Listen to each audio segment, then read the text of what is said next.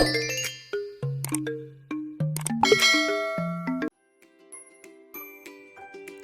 teman-teman, terima kasih sudah mampir di channel YouTube saya. Kali ini kita bakal seru-seruan bareng materi fisika yang beredukasi, yaitu tentang dispersi gelombang cahaya lewat media interaktif.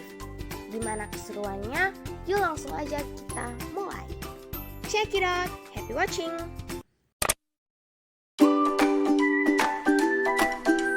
Nah teman-teman, di sini saya sudah membaginya dalam 4 submateri, yaitu konsep dispersi, sudut pembias, sudut deviasi, dan sudut dispersi. Nah kita langsung saja ke submateri yang pertama, konsep dispersi. Gelombang cahaya. Gelombang cahaya adalah gelombang elektromagnetik yang merambat tanpa memerlukan medium. Nah gelombang itu secara umum definisinya adalah getaran yang merambat membawa energi, yang artinya gelombang cahaya ini selain merambat tanpa memerlukan medium, dia juga merambat membawa energi. Nah, pada gelombang ini dia terdapat beberapa sifat-sifat nih, yaitu 1. Dapat dipantulkan, 2. Dapat diuraikan atau didispersikan, 3. Dapat dibelokkan atau dibiaskan, 4. Dapat didifraksikan, 5. Dapat diinterferensikan, dan yang terakhir dapat dipolarisasikan. Nah, karena kita membahas tentang dispersi gelombang cahaya, nah berikut kita akan simak konsep-konsep terkait dengan dispersi. Pertama adalah peristiwa penguraian cahaya putih menjadi cahaya yang berwarna-warni. Kata dispersi sendiri itu artinya penguraian yang disebabkan oleh adanya perbedaan indeks bias dari masing-masing cahaya. Nah, dalam hal ini cahaya itu dia terbagi atas 2, yaitu ada namanya cahaya polikromatik dan cahaya monokromatik. Cahaya polikromatik ialah cahaya putih yang dapat terurai menjadi cahaya berwarna-warni. Nah, di sini teman-teman bisa lihat animasinya yang ada di bawah ini.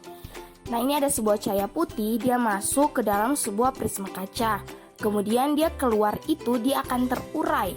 Dia terurai menjadi cahaya berwarna-warni, yaitu Meiji-Kuibi Niu. Nah, kemudian untuk cahaya monokromatik, dia adalah kebalikan dari cahaya polikromatik, yaitu dia cahaya tunggal yang dia tidak dapat terurai lagi. Seperti apa? Teman-teman, putih, dia masuk, dia menembusi prisma kaca, lalu dia terurai menjadi cahaya berwarna-warni Meiji-Kuibi Niu. Nah, cahaya berwarna-warni tersebut yang Meiji-Kuibi Niu itu, jika misalnya merah, warna merah itu kita lewatkan lagi pada prisma kaca, maka warna tersebut dia tidak akan terurai lagi, dia hanya akan tetap menjadi cahaya tunggal. Jadi contoh cahaya tunggal itu Meiji-Kuibi Niu ini. Nah, begitu pula akan terjadi pada warna-warna lain seperti jingga, kuning, hijau, biru, dan ungu. Nah, dari animasi tersebut kita akan dapat beberapa konsep nih teman-teman. Yang pertama ada konsep spektrum. Spektrum adalah kumpulan cahaya dengan panjang gelombang atau warna yang dapat dikenali mata. Nah, mata normal manusia itu akan dapat mendeteksi panjang gelombang atau warna dari kisaran 400 sampai 700 nanometer. Nah, kita bisa lihat pada tabel teman-teman. Warna ungu sampai warna merah itu dia berada pada interval atau kisaran yang dapat dideteksi oleh panjang oleh mata normal manusia, sehingga misalnya kita bisa melihat warna pelangi kan, karena itu masih bisa dideteksi warnanya. Kemudian alat ukur untuk spektrum ini namanya spektrometer. Dan lebar spektrum itu dapat kita hitung dengan menentukan selisih sudut deviasi antara cahaya ungu dan cahaya merah. Nah, ada juga konsep berikutnya yaitu sudut deviasi, yaitu adalah sudut penyimpangan yang dibentuk oleh perpanjangan berkas sinar datang dan berkas sinar yang keluar dari prisma. Dan yang terakhir ada sudut dispersi, yaitu adalah selisih antara sudut deviasi merah dan juga ungu. Nah, itu tadi terkait konsep dispersi. Nah, kita akan lanjut ke materi berikut. Kita klik di bagian menu. Nah, selanjutnya kita akan masuk ke submateri yang kedua, sudut pembias. Nah, sudut pembias ini dia dilambangkan dengan beta. Oke, kita akan langsung saja. Misalkan di sini saya punya sebuah prisma, yang mana terdapat sisi pembias 1, sisi pembias 2, yang dibatasi oleh sebuah sudut, yaitu sudut beta, di mana sudut beta itu adalah sudut pembias. Kemudian kita punya N1, N2, N3, yang mana N itu adalah indeks bias medium. Di sini N1 dan N3 itu adalah indeks bias medium udara, dan N2 adalah indeks bias prisma kaca. Nah, misalkan mula-mula sebuah cahaya datang dan mengenai sisi pembias 1, yang mana dibatasi atau terdapat sebuah garis normal. Maka cahaya tersebut dia akan masuk ke dalam prisma kaca dan akan bergerak cenderung mendekati garis normal karena dia datang dari medium yang kurang rapat ke medium yang lebih rapat. Kemudian cahaya tersebut dia akan diteruskan keluar dari prisma dan dia akan bergerak menjauhi garis normal karena dia datang dari medium yang lebih rapat ke yang kurang rapat. Nah, dari sini akan membentuk beberapa sudut-sudut, yaitu ada I1, ada R1, ada I2, dan ada R2 yang masing-masingnya membentuk sudut-sudut tertentu. Nah, kemudian selanjutnya kita akan menentukan hubungan beta dalam peristiwa pada prisma dengan menggunakan geometri. Mengapa? Karena prisma ini kan dia berbentuk segitiga, teman-teman. Jadi kita menggunakan geometri supaya memudahkan kita menganalisis komponen-komponen apa saja yang perlu kita ketahui dari sudut pembias ini pada prisma tersebut. Nah, di sini teman-teman kita perhatikan, karena beta itu kan dia sudutnya berada di atas, berarti kita bisa menggunakan bagian segitiga antara sisi pembias 1, sisi pembias 2, dan cahaya berwarna hijau ini, anak panah berwarna hijau itu kan membentuk segitiga kan. Nah, kemudian hal yang perlu kita ketahui juga bahwa segitiga itu dia memiliki besar sudut yaitu 180 derajat, sehingga nanti untuk menentukan beta kita bisa menjumlahkan ketiga sudut tersebut. Namun kita bisa perhatikan bahwa sudut yang ini dan sudut yang ini dia itu belum memiliki nilai kan, kita belum tahu besar sudutnya. Nah, bagian ini besar sudutnya itu kan membentuk sudut 90 derajat karena dibatasi oleh garis normal. Perhatikan baik-baik. Sehingga dengan demikian kita bisa menulis sudut yang kita cari di sebelah kiri itu adalah 90 derajat kurang R1, dan juga di sebelah kanannya berarti 90 kurang I2, sehingga dapat kita tulis bahwa tinggal kita kasih masuk semuanya. Beta ditambah 90 derajat kurang R1 ditambah 90 derajat kurang I2 sama dengan 180 derajat, yaitu besar sudut segitiga tadi.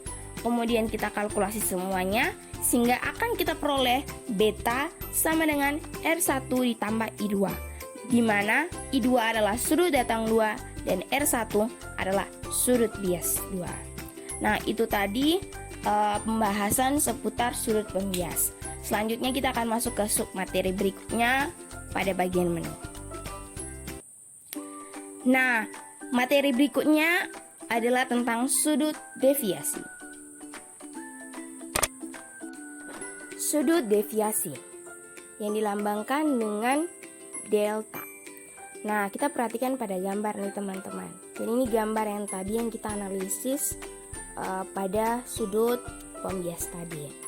Nah, ternyata dalam kenyataannya teman-teman, saat sinar datang menembusi prisma kaca lalu keluar diteruskan, ternyata di situ akan terdapat sebuah sudut yang menyimpang. Sudut yang menyimpang seperti apa? Sudut yang menyimpang tersebut terjadi karena adanya perpanjangan berkas sinar datang dan berkas sinar yang keluar dari prisma tersebut.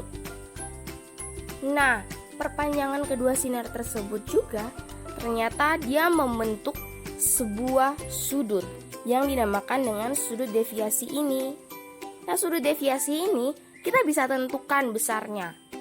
Nah, besarnya seperti apa? Nah, perhatikan pada bagian tersebut. di samping sudut deviasi itu, misalkan kita buat di sini. Nah, lalu kita tandai dengan X nih. Nah, X besar sudut gabungan X dan sudut deviasi tersebut itu kan membentuk sudut 180 derajat. Namun karena X-nya ini belum kita ketahui, sehingga kita perlu mencari nilai X-nya terlebih dahulu dengan perhatikan sisi kita menggunakan sudut yang ini. Sudut yang ini dan sudut yang ini ya, seperti tadi yang kita belajar di sudut pembias itu, kita pakai geometri segitiga. Nah, tapi kan itu kita belum mengetahui nih besar sudutnya. Nah, caranya bagaimana? Perhatikan besar ini. Nah, besar sudut yang ini itu kan sama dengan besar sudut I1 kan? Kita lihat di sebelah kiri. Nah, sehingga dengan begitu kita bisa menulisnya ini adalah I1 kurang R1. Kemudian yang di sebelahnya juga. Dengan demikian kita bisa tulis R2 kurang I2. Nah, kemudian segitiga ini kita kalkulasi terlebih dahulu.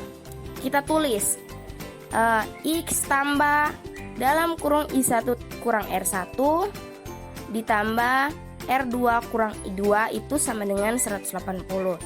Sehingga kita peroleh nilai X sama dengan 180 kurang I1 kurang R1 dikurang R2 kurang I2. Nah, nilai X kan tadi kita sudah dapat nih. Karena nilai X-nya sudah kita dapat, kita bisa nih cari sekarang besar sudut deviasinya. Dengan cara kita perhatikan segitiga bagian ini. Nah, pada bagian itu kita bisa tulis X ditambah delta sama dengan 180 derajat. Kemudian kita pindah ruas, delta sama dengan 180 derajat kurang X. Kemudian kita masukkan nilai X sehingga kita peroleh delta sama dengan 180 derajat kurang 180 derajat kurang I1 kurang R1 dikurang R2 kurang I2. Kemudian kita kalkulasinya sehingga nanti kita akan peroleh nih teman-teman, peroleh menjadi delta sama dengan negatif I1 kurang R1 dikurang R2 kurang I2 karena 180-nya sudah habis dikurangi, sehingga sama dengan I1 kurang R1 tambah R2 kurang I2. Lalu sama dengan I1 tambah R2 kurang R1 tambah I2. Nah, sampai sini berhenti dulu teman-teman. Perhatikan variabel yang ada ternyata dia membentuk rumus beta, yaitu R1 ditambah I2. Sehingga kita bisa mengubahnya menjadi I1 tambah R2 dikurang beta. Karena beta itu kan sama nilainya dengan R1 ditambah I2. Dengan demikian kita peroleh sudut deviasi sama dengan I1 tambah R2 kurang beta. Dengan I1 adalah sudut datang 1, R2 adalah sudut bias 2, dan beta adalah sudut pembias prisma. Selanjutnya, kita mempelajari tentang sudut deviasi minimum pada prisma. Nah, mungkin ada yang bertanya-tanya nih, lah kok ternyata ada sudut deviasi minimum? Kok bisa? Dari mana datangnya? Oke, sebelum kita masuk pada penjelasan lebih lanjut, kita simak dulu video berikut. Nah, kita lihat teman-teman, video ini dia mengilustrasikan bahwa sinar yang datang itu datang mengenai sisi pembias prisma itu ternyata dia datang dari berbagai macam arah sehingga dia membentuk berbagai macam sudut pula. Oke, sampai situ dulu. Lihat di situ kita bisa perhatikan sudut deviasi yang dibentuk itu bervariasi kan. Ada yang dari yang besar sekali sampai yang kecil sekali. Oke. Maksudnya seperti apa? Jadi sinar datang itu dia membentuk sudut yang bervariasi. Karena dia datang tuh dari berbagai macam arah kan, kita tidak bisa menentukan dia dari arah mana saja. Sehingga penyimpangan atau sudut deviasi yang dibentuk juga akan beragam, seperti yang video tadi tunjukkan. Nah, lantas bagaimana ketika sudut yang dibentuk itu sangat kecil? Nah, dalam sebuah eksperimen itu, dia menghasilkan bahwa sudut deviasi ketika dia semakin minimum, maka intensitas cahayanya semakin tinggi. Lalu dihasilkan juga pada eksperimen bahwa terdapat dua syarat terjadinya deviasi minimum atau kita simbolkan dengan delta M, yaitu I1 sama dengan R2 dan I2 sama dengan R1. Ini sudah hasil berdasarkan eksperimen yang dilakukannya. Sehingga berdasarkan eksperimen itu kita dapat nih menentukan atau menurunkan rumus sudut deviasi minimum. Caranya yaitu pertama kita tulis dulu rumus dari deviasi. Deviasi saja ya teman-teman. Itu sama dengan I1 tambah R2 kurang beta. Nah kemudian kita bisa ubah sudut rumus tersebut dengan menggunakan syarat sudut terjadinya sudut deviasi minimum, yaitu kita tulis delta M sama dengan, kita ketahui bahwa perhatikan pada syaratnya I1 itu kan sama dengan R2, sehingga rumus sudut deviasi itu kita bisa ubah menjadi R2 itu menjadi I2 saja, sehingga ketika I1 dan I1 ditambah nanti kan menghasilkan 2I1 kan, lalu dikurang beta. Selanjutnya kita pindah ruas, maka kita menghasilkan delta M tambah beta sama dengan 2I1, sehingga I1 kita dapat peroleh menjadi delta M tambah beta per 2. Nah ini kita simpan untuk menjadi persamaan 1. Yang berikutnya kita menggunakan persamaan sudut pembias, yaitu R1 ditambah I2. Kita lihat pada syarat terjadinya sudut deviasi minimum ini. Di sini kita bisa menggunakan kita bisa mengubah R1 itu kan sama dengan I2. Jadi kita ubah I2 itu menjadi R1 itu menjadi I2. Sehingga nanti ketika I2 ditambah I2, kita juga akan peroleh hasilnya menjadi 2I2. Sehingga kita pindah ruas, kita peroleh I2 sama dengan beta per 2. Kita simpan ini menjadi persamaan 2. Langkah selanjutnya, kita mensubstitusi persamaan 1 tadi dan persamaan 2 ke dalam hukum Snellius. Sehingga kita tulis rumus hukum Snellius adalah N1 kali sin I1 sama dengan N2 kali sin I2. Lalu kita substitusi, kita masukkan nilai I1 dan I2. Sehingga kita peroleh N1 sama dengan sin dalam kurung delta M tambah beta per 2 tutup kurung sama dengan N2 sin dalam kurung beta per 2. Nah, pada peristiwa dispersi, ketika sudut betanya lebih kecil dari 15 derajat, maka akan berlaku pendekatan matematika, di mana sin theta sama dengan theta. Sehingga juga ada rumus yang akan berubah menjadi N1 kali sin delta M tambah beta per 2 sama dengan N2 sin beta per 2. Karena kemudian kita betanya habis dibagi, sehingga akan kita peroleh N1 kali delta sama dengan N2 sin beta. Dengan demikian kita bisa menulis rumus dari delta M sama dengan N2 kurang N1 per N1 sama dengan N2 per N1 kurang 1 dikali beta. Nah, sehingga kita dapat menghasilkan di sini rumus dari sudut deviasi minimum, yaitu saat beta lebih kecil dari 15 derajat itu rumusnya. Yang pertama N1 sin delta M tambah beta per 2 sama dengan N2 sin beta per 2 dan yang berlaku saat beta lebih besar atau sama dengan 15 derajat itu adalah delta M sama dengan N2 per N1 dikurang 1 dikali beta.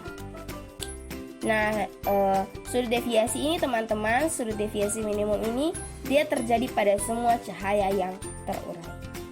Demikian penjelasan terkait sudut deviasi dan sudut deviasi minimum. Kita akan kembali ke menu untuk masuk pada submateri berikutnya. Selanjutnya kita masuk pada submateri berikutnya, sudut dispersi.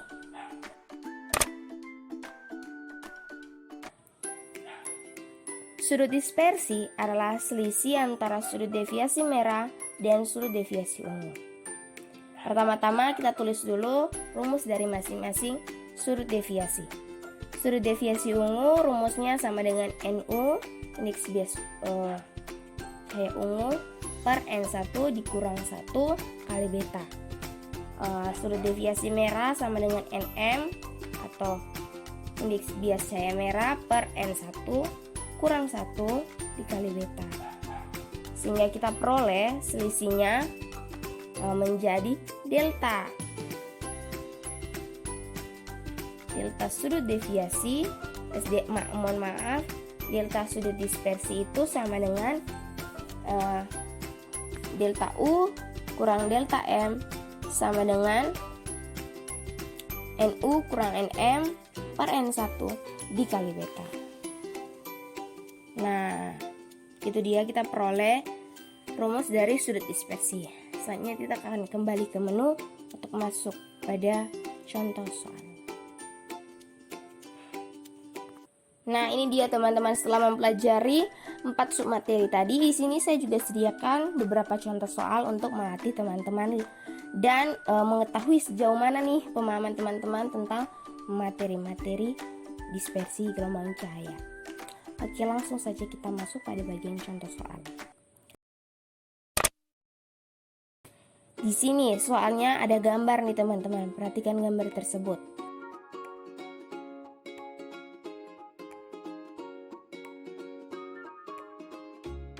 Kita disuruh menentukan besar sudut deviasi dari sinar yang masuk ke dalam prisma.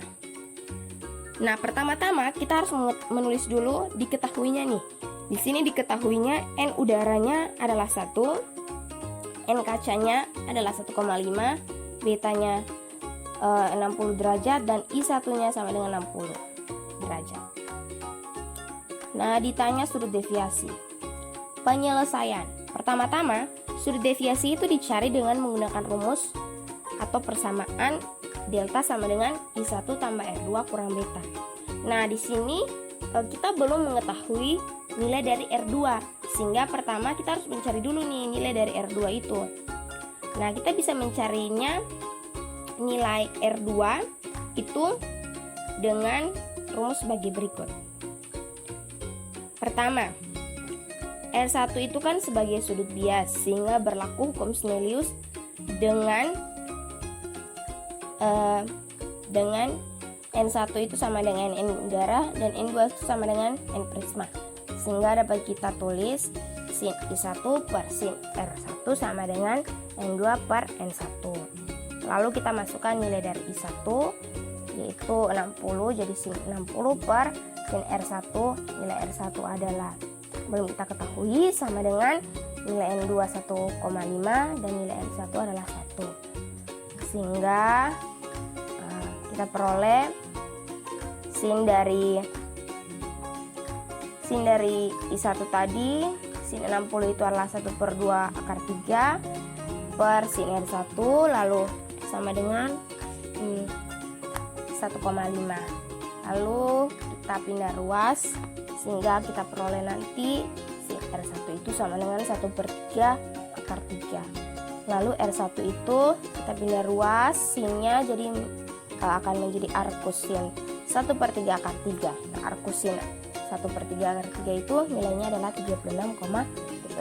Sehingga nilai R1 itu sudah kita dapat, yaitu 36,36. Kedua, kita mencari nilai R2 nih. Nah, pada pembiasan kedua berlaku hukum Snellius, N1 sama dengan N kaca dan N2 sama dengan N udara nih. Sehingga dapat kita tulis juga sama, persamaannya cuma diganti saja menjadi sin I2 per sin R2 sama dengan N2 per N1. Lalu kita masukkan nilainya masing-masing menjadi sin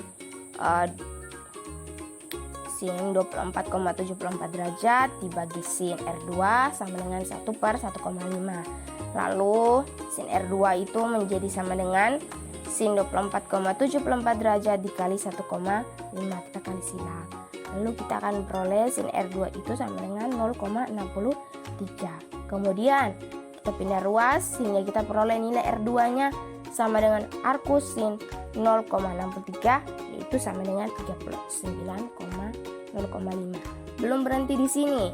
Lalu ketika kita sudah mendapatkan nilai R2 dan I2, kita tinggal substitusi nih teman-teman ke dalam rumusnya sudut deviasi. Kenapa? Mungkin ada yang di sini bingung. Kenapa yang dicari R2 dan I2? Di situ kan I1 dan R2 yang dicari. Nah, karena kan teman-teman ingatkan sudut deviasi minimum itu sama sa. I2 sama dengan R1 dan R1 sama dengan I2, jadi sama sa. Sehingga kita masukkan nilai I1 dan R2 nya itu kita peroleh menjadi 60 derajat tambah 39,0,5 dikurang nilai betanya 60 derajat, sehingga hasil dari sudut deviasi ini adalah 39,0,5 derajat. Nah, itu tadi. Demikian materi yang dapat saya sampaikan. Mohon maaf jika ada salah dalam kata dan dalam penyampaian materi. See you guys.